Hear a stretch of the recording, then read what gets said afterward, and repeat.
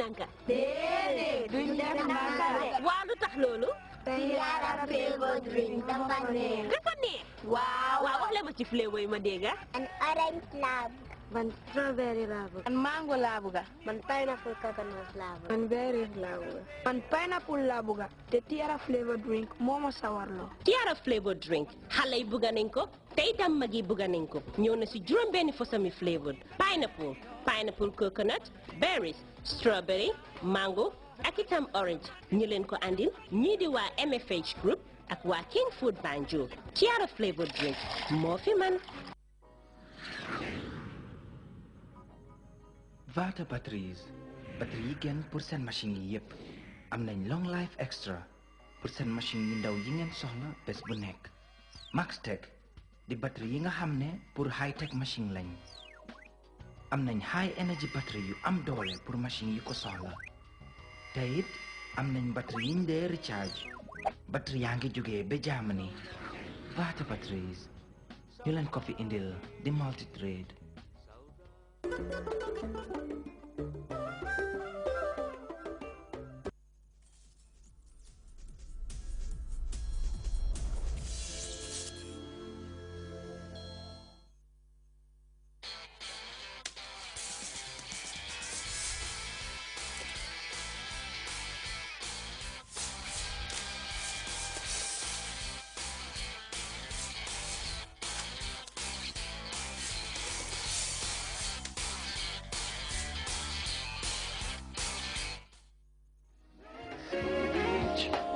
Come with me.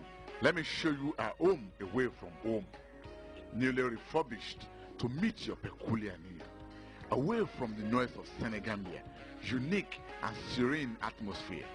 This is the new Mansi Beach Hotel. Welcome to home away from home.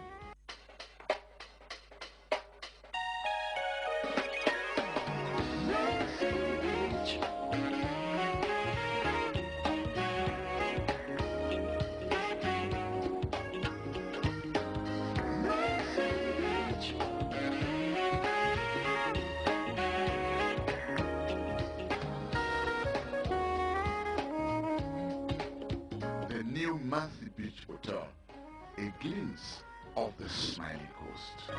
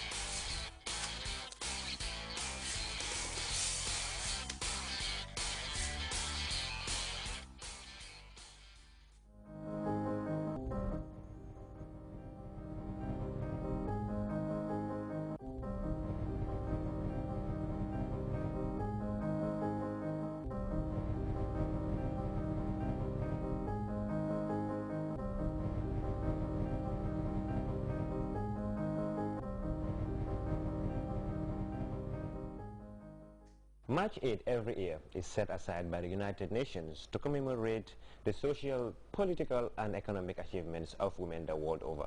Of course, this is also a day that avails them the opportunity to sit down and look at the issues that are confronting and hindering their development and see how they can influence policymakers, and to be much more specific, government, civil society organizations, and any other individual out there who can play a vital role in addressing issues confronting their development. Young people in the Gambia were also part of this year's commemorations and had a very, very important meeting or a symposium that was held at the American Corner, which attracted different young people and, of course, women activists themselves to talk about issues affecting them in the Gambia and how best they can address them. The Changemaker show was at the American Corner to highlight some of the key issues that were discussed, especially by the young people who were the panelists. Culture of silence is disturbing us in our country. When you're raped, where would you talk about? Who would you talk to it about? And those type of things. So I'll let my able panelists deliberate on these things, and please, it is supposed to be an interactive session, so if you have questions at the end of their talks, can you please ask the questions and will be answered. Thank you. Afghan women today, realities and opportunities, because these are people who have faced all forms of oppression and suppression in their daily lives. The Taliban, we have seen in the case of Malala Yousafzai, these are people who are oppressing women every day. 21st century, this should stop. 2003, gender equality and the Millennium Development Goals. We are talking about FGM, MDG 3, MDG 4, MDG 5, on women's health, maternal mortality, child mortality. These realities still exist. When are we going to make sure they become a thing of the past? 2004, women and HIV/AIDS. Women have suffered across the continent. They will tell you most of the time sub-Saharan Africa, but it's beyond sub-Saharan Africa. It's global, and women are affected by this phenomenon.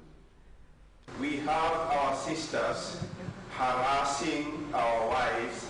We have our mothers harassing our wives. This needs deeper introspection. Let's talk about it without the intervention of men. And thank you very much, my brother. I think you are very right that women do harass their fellow women. But again, I want to concur with Omar and say that yes, it's caused by the man. Why do they harass? Why do your sister have to harass your wife? It's because of you. Probably at some point, because we sometimes think that, especially when you're a wife, for instance, myself and my in-law, I am fighting for the love of my husband, and my in-law probably is also fighting for me not to take over her love for her son, or for her son not to love her anymore. So these are some of the things I believe what Ahmad said, it cannot be wrong. It is very right. If you look at it properly, it is mainly caused by the man. I personally, I always say when you talk of violence against women and girls, I always say that it's caused by women. But looking at it from a critical point, you will always come to finalize and conclude that it's also caused by the man. But I have a deep belief and understanding that violence against women is caused by women. I don't want you to look at one side only, but looking at the other side, it's caused by men. But to be honest with you, if you could ask me, I would say violence against women is caused by women. Not sidelining the men, of course, but by women also. Example, in the case of FGM, you know, in some cultures, it's very difficult for you to marry another woman who is not circumcised. And sometimes men do marry women who are not circumcised and bring them in their households. And again, because this uncircumcised woman is in the household, maybe the first wife is circumcised. So the first wife always will harass the other wife. It's a musoimality. All right? And that's abuse, right? But if you look at the connection, the genealogy of the problem, who are those who tell women you must do FGM because it's part of your religion? It's the men. So if they tell women don't do FGM, it's not part of religion, women will stop and then we will not have those kind of violence taking place. Women, and they are mainly the principal actors. But it's also evident that women abuse women. And as women looking at this problem, when you come to that juncture, please forget about us for a while and think whether the man is a catalyst or not. I should not abuse my fellow women because charity begins at home. FGM, I am a Mandinka, born and raised. No man has a major say when it comes to circumcising women. In the house, normally it's either my mother or my mother's mother. That's principally your domain.